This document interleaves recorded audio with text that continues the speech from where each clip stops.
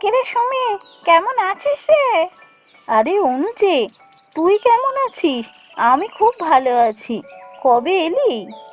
এই তো কালকেই এসেছি। হ্যাঁ রে সুমি, তোর বর নাকি শহরে কাজ করে? হ্যাঁ রে, ও তো শহরে কাজ করে। প্রতি মাসে একবার করে বাড়িতে আসে। তাই বাড়িতে থাকে না বললেই চলে। আমি একাই তো থাকি। ও, তার মানে এখন তুই একা আছিস? ভালোই হয়েছে, একদিন যাব, দুজনে আড্ডা মারবো জমিয়ে। আরে একদিন কেন, আজই চ না। না রে, আজকে যাব না। আজকে মাসির বাড়ি যাচ্ছি। আজকে গেলে হবে না, মাসি ওদিকে অপেক্ষা করে থাকবে। আজ না, আমি কাল পরশু করেই একদিন যাব। ঠিক আছে রে, তাহলে তুই কিন্তু যাস অবশ্যই। আমি এখন আসি।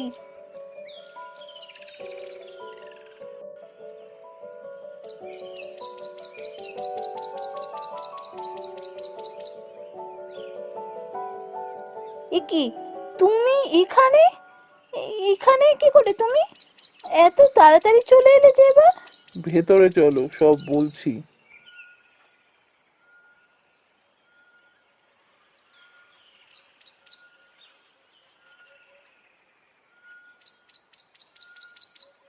হ্যাঁ বলো, কি হয়েছে? শরীর টরীর খারাপ নাকি? এই তো কদিন আগে গেলে, আবার এত তাড়াতাড়ি চলে এলে। আমার কাজটা চলে গেছে, কারখানাটা বন্ধ হয়ে গেল। হ্যাঁ, সে কি, কারখানা বন্ধ হয়ে গেল? এইভাবে হঠাৎ আবার বন্ধ হয়ে যায় নাকি? অনেক মানুষ তো কাজ করতো, সবাই তাহলে কি করলো? কেউ কিছু বললো না? কে কি বলবি, মালিকের ইচ্ছা হয়েছে, বন্ধ করে দিয়েছে কারখানা। আমরা তো সামান্য শ্রমিক, শ্রমিকদের কথা কে শুনবে? তাহলে এবার কি করবে ঠিক করলে? জানি না, এখনো কিছু ভাবিনি, কিছু যেন ভাবতে পারছি না। কি যে করব, ভাবছিলাম একটা ব্যবসা খুলবো, কিন্তু ব্যবসা খুলতে প্রচুর টাকা লাগে। অত টাকা আমি এখন কোথা থেকে পাবো? তুমি এত ভেবো না, কিছু না কিছু রাস্তা ঠিক বেরিয়ে যাবে, দেখো। হ্যাঁ, রাস্তা তো একটা বার করতেই হবে। যাই হোক, আমি একটা কথা ভেবেছি, তুমি বরং কিছুদিনের জন্য তোমার দাদার ওখানে চলে যাও, যতদিন না আমি কোনো একটা ব্যবস্থা করতে পারছি। কোনো একটা ব্যবস্থা হলে আমি তোমাকে গিয়ে নিয়ে আসবো। না না, দাদার ওখানে আমি যাব না। তুমি কারখানায় কাজ করো বলে দাদা আমাদের খুব অপমান করে। তারপর যদি শোনে তোমার কাজ চলে গেছে, আরও আজে বাজে কথা বলবে। আমি ওখানে যাব না বাবা। আমাদের বিয়ে দাদা প্রথম থেকেই মেনে নেয়নি। আরও উল্টোপাল্টা কথা বলে অপমান করবে। তার থেকে আমি এখানেই থাকবো। আর তুমি এখানে খেটে মরবে, আর আমি ওখানে দাদার বাড়ি গিয়ে ভালো মন্দ খাবো। তা কি হয় কখনো? কিন্তু এখন কাজ নেই হাতে, তোমার খুব কষ্ট হবে। কিচ্ছু কষ্ট হবে না, তোমাকে এসব ভাবতে হবে না। তুমি হাত মুখ ধুয়ে এসো, আমি খাবার দিচ্ছি। তারপর দুজনে মিলে ভাববো এবার কি করা যায়।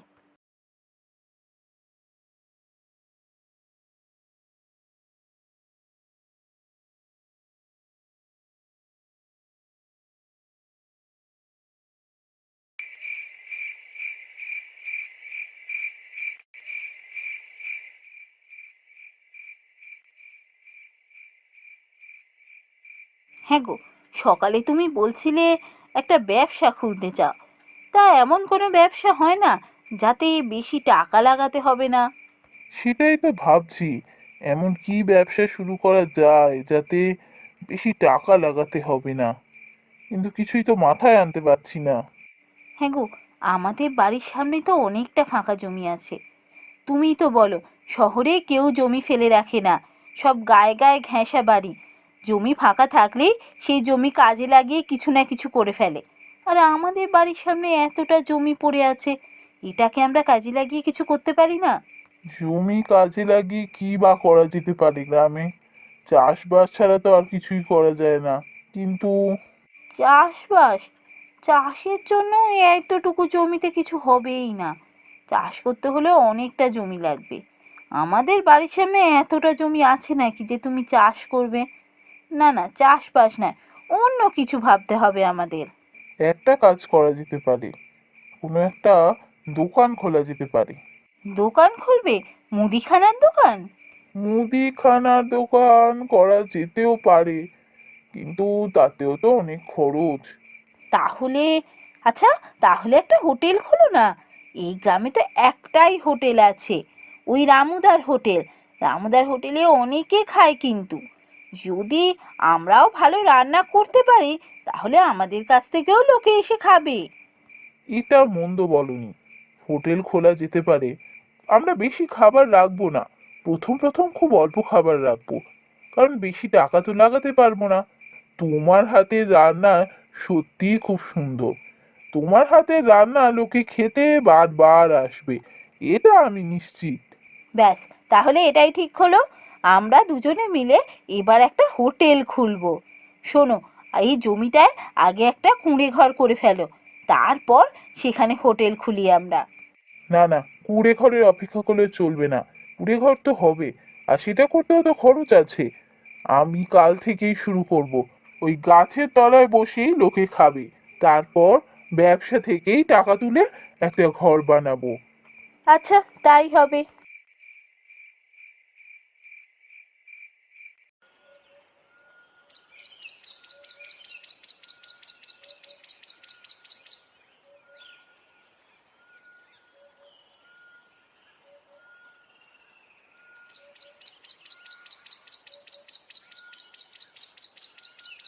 আরে অপূর্ব যে, কবে এলি? আরে এসব কি নিয়ে বসে আছিস তুই? এই তো, আমি কালকেই ফিরেছি। আমি এগুলো নিয়ে বসে আছি, আসলে একটা হোটেল খুলেছি আমরা দুজনে মিলে। তুমি খাবে রঘুদা? সে কি রে, তুই না শহরে কাজ করতিস, হঠাৎ কাজকর্ম ছেড়ে এসে এখানে হোটেল খুলে বসলি যে? কাজটা চলে গেছে রঘুদা, আসলে যে কারখানায় কাজ করতাম কারখানাটা বন্ধ হয়ে গেছে, তাই ফিরে এসেছি। খুব ভালো করেছিস, এ গায়ে তো রামুর হোটেল ছাড়া আর কোনো হোটেলই নেই, তুই হোটেল খুলে ভালো কাজ করেছিস। তা কি কি রাখছিস হোটেলে? তেমন কিছু নয়, ভাত ডাল তরকারি আর রুটি। শুধু ভাত ডাল তরকারি রাখলে চলবে? তোর এক কাজ কর, হোটেলে বরং ফুচকা রাখ। এ গ্রামে ফুচকার দোকানেও নেই বেশি, ওই সকালবেলা বাজারে দুটো ফুচকাওয়ালা বসে, আর বিকালবেলা ওই স্টেশন পারে বাজারটায় একটা ফুচকাওয়ালা বসে, আর তো কোনো ফুচকাওয়ালা নেই। তুই তোর হোটেলে ফুচকা রাখ, দেখবি ভালো বিক্রি হবে। বাহ, বুদ্ধিটা তো খুব ভালো দিয়েছো।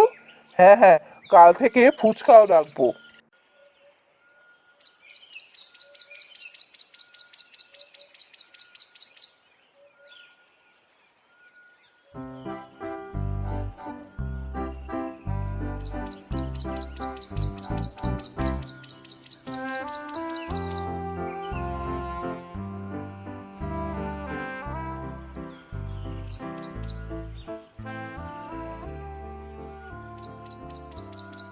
কি ব্যাপার হলো, আমার হোটেলে দিনের দিন লোক কমে যাচ্ছে কেন?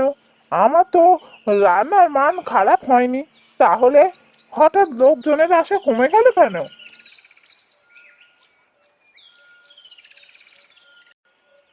মধু, মধু, কি হলো, হঠাৎ আমায় ডাকছো কেন? কি রে, তুই যে আগে আমার হোটেলে রোজ আসতিস, এখন আর আসিস না, কি ব্যাপার? আরে অপূর্বদা তো হোটেল খুলেছে, অপূর্বদার হোটেলে খাবার যেমন সুন্দর তেমনই স্বাস্থ্যকর, আর খাবারের দামও খুব কম, সেই জন্য এখন অপূর্বদার হোটেলেই খাই। আর আমার আসার পথেও পরে, আমার খুব সুবিধা হয়।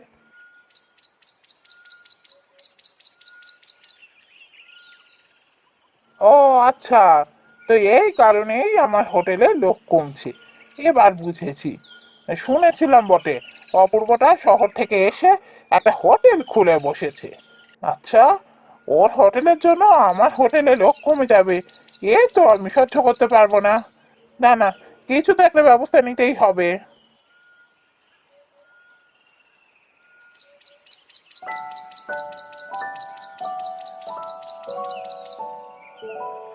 বাছা, ও বাছা, বলছি তোমাদের হোটেলে কিছু খাবার দাবার বেঁচেছে নাকি?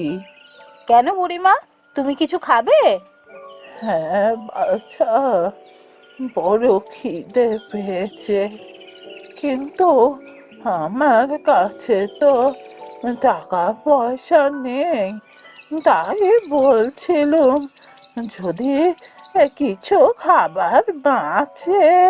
ঠিক আছে ঠাকুমা, তুমি এসে এখানে বসো, আমি তোমাকে খাবার দিচ্ছি।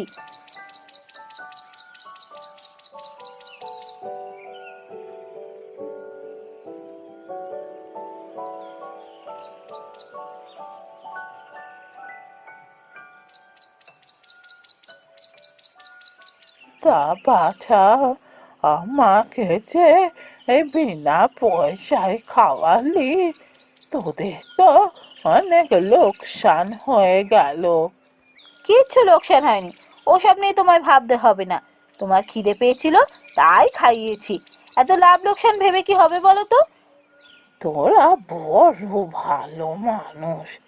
দেখ মা, আমার কাছে একটা পাথর আছে। এ পাথরটা খুব একটা দামি পাথর নয়, তবে এটা তোদের বিপদে সাহায্য করবে। এটা তুই দোকানেই রাখিস।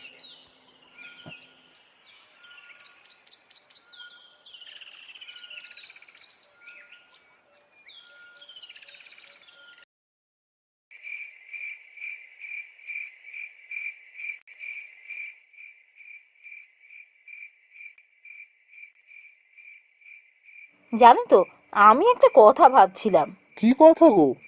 ভাবছিলাম তোমার কাজটা কি একদিক থেকে ভালোই হয়েছে। ওখানে তোমার হাড় ভাঙা খাটুনি ছিল, এত ভালো রোজগারও হতো না। এখানে তোমার এত খাটুনি নেই, কিন্তু আমাদের রোজগার অনেক ভালো হয় এখন। আগের থেকে আমরা এখন অনেক ভালোভাবে থাকি। তা কথাটা মন্দ বলনি।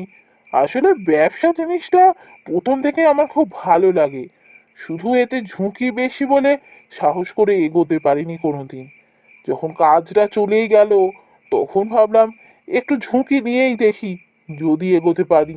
ও বাবা গো, বাঁচাও গো! ওরে বাবা রে! ওরে বাবা, এত সাপ কোথা থেকে এলো? বাঁচাও, বাঁচাও! কি ব্যাপার হলো? কে চেঁচাচ্ছে মনে হচ্ছে? চলো তো গিয়ে দেখি।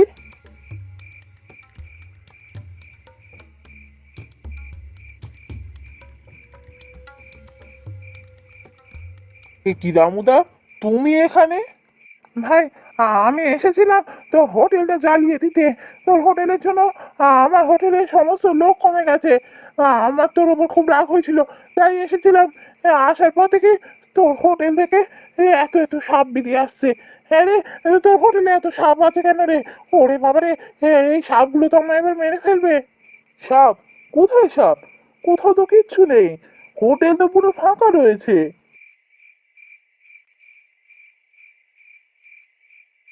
হ্যাঁ, আমি যে নিজের চোখে দেখলাম প্রায় 10-15খানা সাপ পুরো কিলবিল কিলবিল করছিল, আমার দিকে সবাই এগিয়ে আসছিল। হ্যাঁ, কোথায় গেল? আমি এত তো ভুল করিনি। রামুদা মনে হয় অন্ধকারে ভুল দেখেছেন। কিন্তু আপনি যে আমাদের হোটেলটা জ্বালাতে এসেছিলেন, এটা কি ঠিক কাজ করছিলেন? আমাদের হোটেল জ্বালিয়ে আপনার কী বা লাভ হতো? আমরা তো আবার খুলতাম হোটেল, কারণ এটাই তো আমাদের একমাত্র রোজগারের পথ। আমার ভুল হয়ে গেছে, আমার বড় ভুল হয়ে গেছে। আমি খুব রেগে গিয়েছিলাম। আমার হোটেলে লোক কমে যাচ্ছে, তোমাদের হোটেলে সবাই চলে আসছে, তাই আমার খুব রাগ হয়েছিল। ভেবেছিলাম তোমাদের ব্যবসাটা তুলে দিতে পারলে আমার ব্যবসা আবার আগের মতো চলবে। ছি ছিলাম উদা, তুমি এভাবে আমাদের ব্যবসা লাটে তুলতে চেয়েছিলে, তার থেকে তুমি শান্তভাবে এসে আমার সাথে কথা বলতে পারতে। আমরা দুজনে আলোচনা করে এর একটা পথ বার করতে পারতাম। আমি তো আর তোমার শত্রু নই, তোমার সাথে শত্রুতা করার জন্য তার ব্যবসা খুলিনি। কারখানাটা বন্ধ হয়ে গেল, কি করব বুঝতে পারছিলাম না, তাই ব্যবসা খুলেছি। আমার বড় ভুল হয়ে গেছে ভাই, আমার মাথায় আসলে এসব কিছু আসেইনি। দেখো রামুদা, আমরা সবাই খাটাখাটনি করছি টাকা রোজগারের জন্য। আমার জন্য তোমার ব্যবসা বন্ধ হয়ে যাবে, এটা কখনো হতেই পারে না। তুমি এক কাজ করো, তোমার দোকানে লোক আছে রান্নার, তুমি cutlet, biryani, fish fry, momo এগুলো রাখো। আর আমি আমার দোকানে সাধারণ ডাল ভাত, মাছের ঝোল, মাংস, তারপর ফুচকা এই সব জিনিস রাখছি। ব্যাস, এটা করলেই দেখবে সমস্ত সমস্যার সমাধান। তোমার কাছে যে সমস্ত খাবার পাওয়া যাবে আমার কাছে পাওয়া যাবে না, আবার আমার কাছে যেগুলো পাওয়া যাবে তোমার কাছে পাওয়া যাবে না। এবার যে যেটা খেতে চাইবে সে তেমন হোটেলে যাবে। বাহ বাবা, তুই কি ভালো একটা বুদ্ধি বার করলি রে। সত্যি, এ বুদ্ধি তো আমার মাথাতেই আসেনি। তুই যেটা বললি সেই অনুযায়ী কাজ করব। এটা করলে আমাদের দুজনেরই ব্যবসা ঠিকঠাক চলবে। যাক, তাহলে বুদ্ধির জোরে আমাদের সবার মধ্যে দ্বন্দ্ব ঘুচলো, কি বলো?